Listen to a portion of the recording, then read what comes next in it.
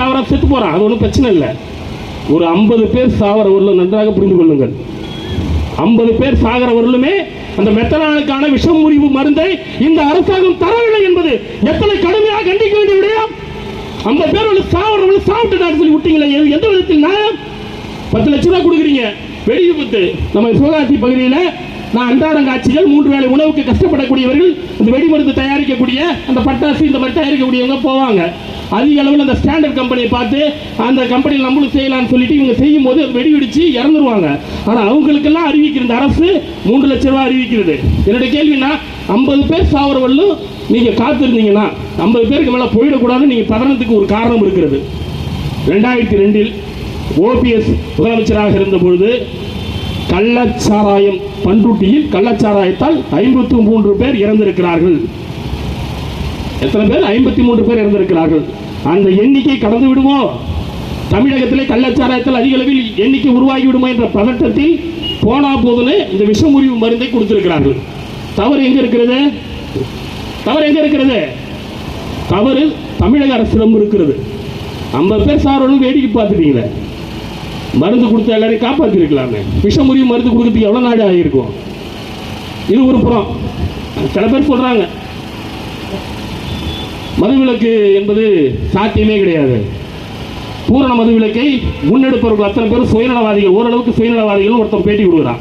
நான் என்ன சொல்றேன்னா, டேய், இந்தியாவிலே முதன்முறையாக மதுவிலக்கு அமல்படுத்திய மாநிலம் தமிழ்நாடு. மதுவிலக்கு அமலில் இருந்தபோதுதான் இங்கே தொழில் புரட்சி ஏற்பட்டிருக்கிறது. மதுவிலக்கு அமலில் இருந்தபோதுதான் இங்கே விவசாய புரட்சி ஏற்பட்டிருக்கிறது. மதுவிலக்கு அமலில் இருந்தபோதுதான் இங்கே கல்வி புரட்சி ஏற்பட்டிருக்கிறது. இது அத்தனையும் நடைமுறைப்படுத்தியது இன்று நீங்கள் படித்துக் கொண்டிருக்கிற, நடமாடி கொண்டிருக்கிற, நீங்கள் இருக்கிற அத்தனையும் மதுவிலக்கு அமலில் இருந்தபோதுதான் உருவாக்கப்பட்டது என்று ஒரு சிந்தனை கூட உங்களுக்கு இல்லையே. இன்னொரு வெட்கக்கேடு, மேல்நிலை பள்ளிகளை விட உயர்நிலை பள்ளிகளை விட அதிக அளவில் தமிழ்நாட்டில் டாஸ்மாக் இருப்பது எத்தனை பெரிய அவமானக்கேடு. சிந்தித்து பாருங்கள். காமராஜர் கல்விக்கூடங்களை உருவாக்கினார். இவர்கள் கல்விக்கூடங்களுக்கு அதிகமாக டாஸ்மாக்குகளை உருவாக்குகிறார்கள். சரி, டாஸ்மாகை இவ்வளவு உருவாக்குகிறீங்களே, மது ஒழிப்பு மறுவாழ்வு மையம் ஒன்று இருக்குல்ல, அது எத்தனை செயல்படுது? டாஸ்மாக் மொத்தம் 5840 டாஸ்மாக் செயல்படுது. மதுவிலக்கு மது ஒழிப்பு தரப்பா மறுவாழ்வு மையம் மொத்தமே 383 தான் இருக்கு. அது செயல்படுறது 4 மாவட்டத்தில் தான். சென்னை, வேலூர், திருவண்ணாமலை, விழுப்புரம், கடலூர், இந்த 5 மாவட்டத்தை தவிர எங்கேயுமே செயல்படலை. அப்போ பொதுமக்களை ஏமாற்றி கொண்டிருக்கிறேன். இன்னொரு கூடுதலான தகவல் சொல்கிறேன். கடந்த வருடம் டாஸ்மாகில் வந்த வரவு 75,000 கோடி. அந்த குடியால் பாதிக்கப்பட்டு மருத்துவமனையில் அனுமதிக்கப்பட்டு அவர்களுக்கு மருந்து செலவுகள் மொத்தம் ஆகியிருக்கக்கூடியது கிட்டத்தட்ட 1 லட்சம் கோடி. யாரை ஏமாற்ற இந்த மதுவிலக்கை நடைமுறைப்படுத்திக் கொண்டிருக்கிறீர்கள்? ஒவ்வொரு ஆட்சி வருகிற பொழுதும் அந்த ஃபேக்டரி வச்சிருக்கிறவங்களாம் ஒன்று ஆளுங்கட்சியா இருப்பா, இல்லை எதிர்கட்சியா இருப்பா. உங்க நலனுக்காக தான் இந்த டாஸ்மாக் கொண்டு வரீங்க. சொன்னாரு நம்மளுடைய பொதுச் செயலாளர் அவர்கள் ஒரு கருத்து சொன்னார். உழைக்கிறவர்கள் குடிக்கிறார்கள். இதெல்லாம் தூக்கி குப்பையில போடுங்க. இந்தியாவில் 23 ஆண்டு காலம் மதுவிலக்கு அமலில் இருந்தது இந்த தமிழ்நாட்டில் தான். சீர்மிகுந்த தமிழ்நாட்டை சீர்கெடுத்தவர்கள் யார் என்று சிந்தித்து பாருங்கள், யோசித்து பாருங்கள். இன்று 10 லட்சம் ரூபாய் வெக்கமே இல்லாம சொல்றாங்க. இன்னொரு நம்மளுடைய எதிர்கட்சிகள் அத்தனையும் போயிட்டு கவர்னர்கிட்ட சிபிஐ விசாரணை வேணும்னு கேட்டாங்க. நான் உடனே எடுத்து பார்க்கிறேன், இது சிபிஐ விசாரணை கேட்பதற்கு என்ன முகாந்தாரம் இருக்கிறது என்று பார்க்கிற போது எந்த முகாந்தாரமும் எனக்கு தெரியல.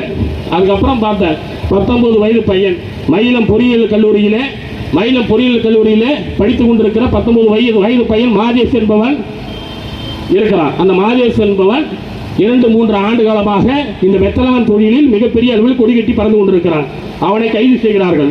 அவனுக்கு 5 கோடி ரூபாய் திருவண்ணாமலையிலே சொத்து அட்வான்ஸ் கொடுத்துருக்கான். 5 கோடி ரூபாய். பண்ருட்டியிலே 50 லட்சம் ரூபாய்க்கு சொத்து இருக்கு.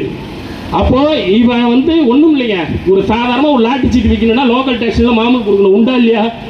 லோக்கல் டேக்ஸில் மாமூல் கொடுத்தா தான் லாட்டி சீட்டை வைக்க முடியும். 3 சீட்டு வைக்கிறானுங்க, விற்க முடியும். சின்னதாக பாக்கெட் விற்கணும்னா கூட லோக்கல் டேக்ஸில் லோக்கல் அடியாளுங்களை லோக்கல் ரவுடிகளை கையில் வச்சிருக்கணும். நான் என்ன கேட்குறேன்னா, 16 வயதான ஒரு பையன் மெத்தனால் தொழிலில் மிகப்பெரிய ஆளுமையோடு இருந்திருக்கிறான் என்று சொன்னால் எத்தனை அரசியல்வாதிகள் இதற்கு பின்னே இருக்கிறார்கள்?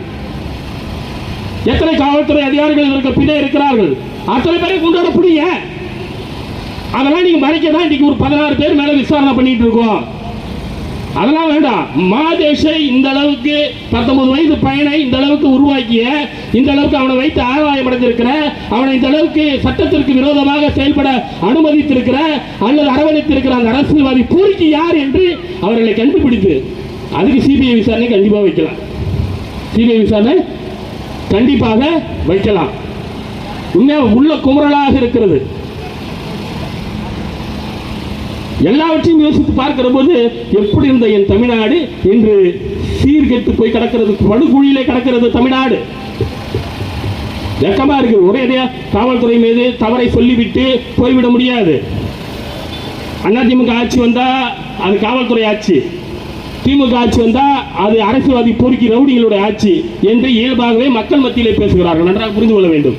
நான் பேசுகிறேன் என்று தவறாக நினைக்க வேண்டாம். என்னுடைய அம்மா அவர்கள் மருத்துவமனையில் இருந்தபோது தமிழகத்துடைய முதல்வர் வந்தார், அன்பில் மகேஷ் வந்தார், இன்னும் இருக்கக்கூடிய விளையாட்டுத்துறை அமைச்சர் உதயநிதி ஸ்டாலின் கூட என் தாயாரை பார்ப்பதற்காக ஆஸ்பத்திரிக்கு வந்திருக்கிறார்கள் கடந்த 4 வருடங்களுக்கு முன்பு. அதனால தமிழக அரசுக்கு நாங்கள் விரோதமானவர்கள் அல்ல.